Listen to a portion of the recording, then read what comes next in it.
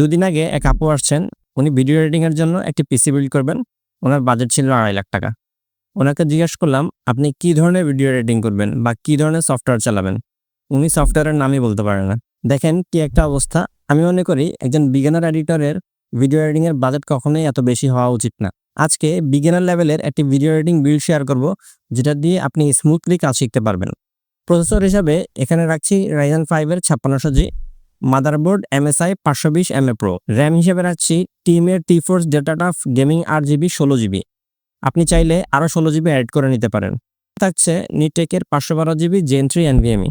Casing আপনি আপনার পছন্দ মতো যে কোনোটাই নিতে পারেন 3000 টাকার আশেপাশে। গ্রাফিক্স কার্ড হিসেবে থাকবে ASRock-এর ARC 380।